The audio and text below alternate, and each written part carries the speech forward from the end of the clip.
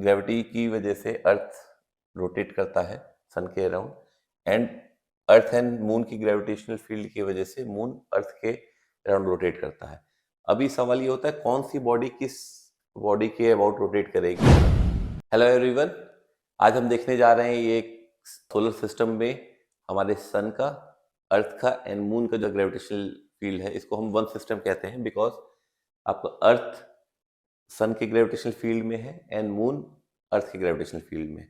बाकी सारे planets and stars जो हैं वो दूसरे दूसरे ग्रेविटेशनल फील्ड में हैं और दूसरे ऑर्बिट्स में है, बट इनका जो कंबाइंड इफेक्ट होता है अर्थ पे, ये एक सिस्टम है।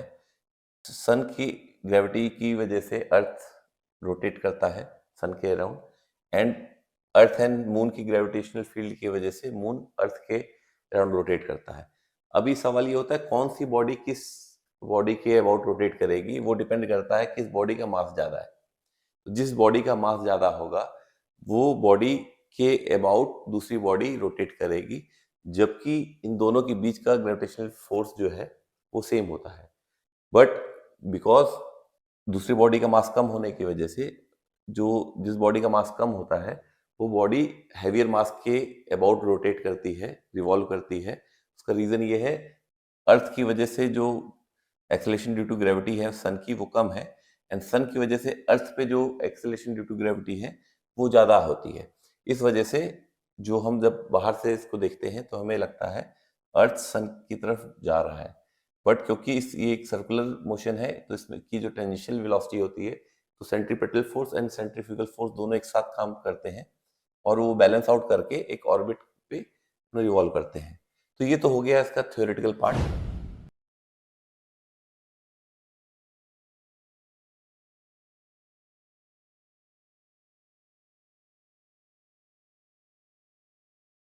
अब हम देखेंगे मॉडल में, हमने इस मॉडल में ग्रेविटेशनल फोर्स सेलेक्ट कर लिया, वेलोसिटी सेलेक्ट कर ली, इसका पाथ। तो आपको ये दिख रहा होगा, ये ब्लू से आपको दिख रहा होगा ग्रेविटेशनल फोर्स, रेड से दिख रही है इन दोनों बॉडीज की वेलोसिटी, जैसे कि अर्थ की वेलोसिटी एंड ये है मून की वेलोसिटी रेड से, एंड ये पाथ आपको दिखेगा जैसे जैसे मोशन होगा। ये है आपका सन का मास और ये है अर्थ का मास एज इट इज यहाँ पे लिया गया है। अब हम प्ले करते हैं तो आप यहाँ से देख सकते हैं कि कैसे कैसे मून अर्थ के अबाउट रोटेट कर रहा है, उसका कैसा पाथ बन रहा है 2D प्लेन में हम देख रहे हैं। और इनकी इसकी जो वेलोसिटीज की वेक्टर हैं ये भी आप देखेंगे किस तरह इसके डायरेक्शन एंड मैग्नीट्यूड चेंज हो रहे हैं। तो यहाँ से आप देख सकते हैं और सन की वजह से जो अर्थ का जो मोशन है उसकी लेंथ सेम है, मीन्स मैग्नीट्यूड सेम है, बट सिर्फ उसकी डायरेक्शन चेंज हो रही है। बट मून की आप देखेंगे मून में काफ़ी ज़्यादा चेंजेस हैं। तो मीन्स मून का जो आपका वेलोसिटीज है वो डायरेक्शन के साथ में उसकी मैग्नीट्यूड भी चेंज होती है। उसकी वजह से हमारे जो ये ग्रेविटेशनल फील्ड चेंजेस हैं उसकी वजह से टाइड्स आते हैं अर्थ में।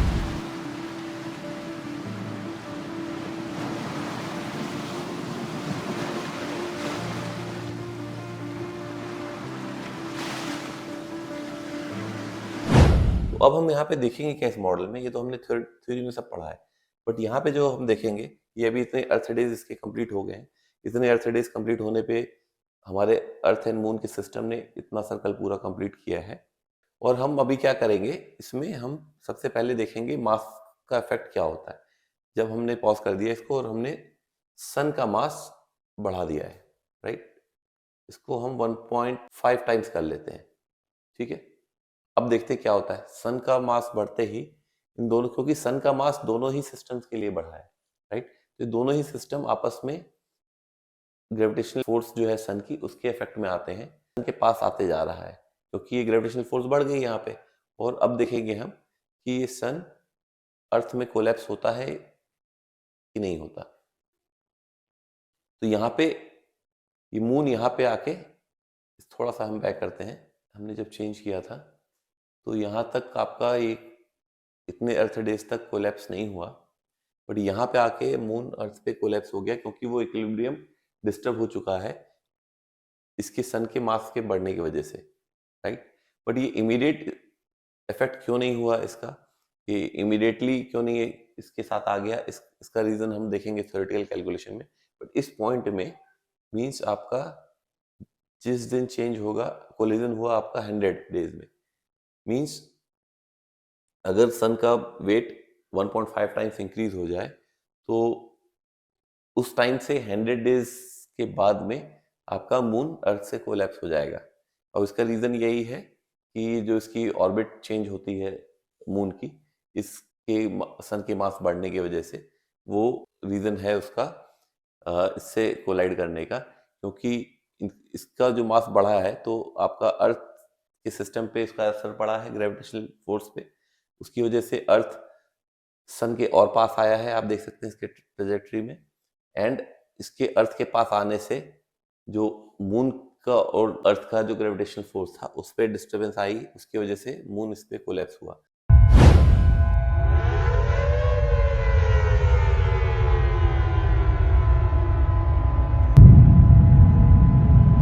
बट सवाल ये उठता है कि मून के कोलैप्स होते ही, अर्थ से कोलिजन होते ही, उसके बाद में ये वापस से अर्थ सन के पास जो जा रहा था वो उसने जाना बंद कर दिया।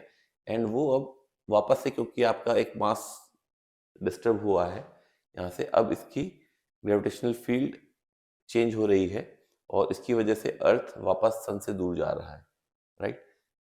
क्योंकि इधर से एक मास मून का कम हो गया है। अब देखते हैं इसका पूरा कंप्लीट सर्कल होने के बाद में क्या होता है।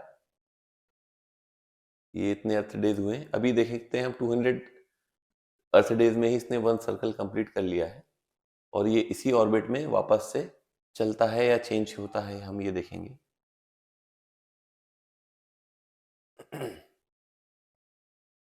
तो हमने देखा ये कंप्लीट रेवोल्यूशन उसी ट्रैक पे वापस कर रहा है। मींस वो जो डिस्टरबेंस हुई थी सन के इंक्रीज होने से मास के, उसकी वजह से एक इफेक्ट आया, मून अर्थ से कोलाइड हुआ और वो मास हट गया। अब अर्थ एंड सन ने वापस से अपना इक्विलिब्रियम पोजीशन बना लिया है। इन दोनों की फोर्सेस ज़्यादा बड़ी हैं, but acceleration due to gravity जो है सन की वजह से अर्थ पे और अर्थ की वजह से सन पे, वो दोनों आपस में एक दूसरे को बैलेंस आउट करती हैं। एंड ये रोटेशन जो है अर्थ का सन के अराउंड, ये कंटिन्यू करता है इस नई एक ऑर्बिट में। और इसी में हम ये भी देख सकते हैं कि अगर हम अर्थ का डिस्टेंस कम कर देते हैं सन से तो क्या होगा। डिस्टेंस कम करते ही वापस से ग्रेविटेशनल फोर्स बढ़ गई, ग्रेविटेशनल फोर्स बढ़ गई तो सन अर्थ सन के पास गया और यहाँ पे ये कोलैप्स हो गया सन के साथ में, राइट? तो इससे हमने क्या देखा कि किस तरह मास किसी भी प्लैनेट का चेंज होने से दूसरे ऑब्जेक्ट की ग्रेविटेशनल फील्ड पे क्या असर होता है और उसकी वेलोसिटीज कैसे चेंज होती है, उनका डायरेक्शन कैसे चेंज होता है, उनका पाथ कैसे चेंज होता है। आई होप इस वीडियो से आपको समझ में आया होगा कि किसी भी एक फैक्टर के चेंज होने से कैसे दूसरे फैक्टर्स में और अर्थ के ट्रेजेक्टरीज में, प्लैनेट की ट्रेजेक्टरीज में फ़र्क पड़ता है। तो इसी तरह के सिमुलेशन हम और लेके आएंगे। तब तक आप देखते रहिए funnel edu world. Thank you very much.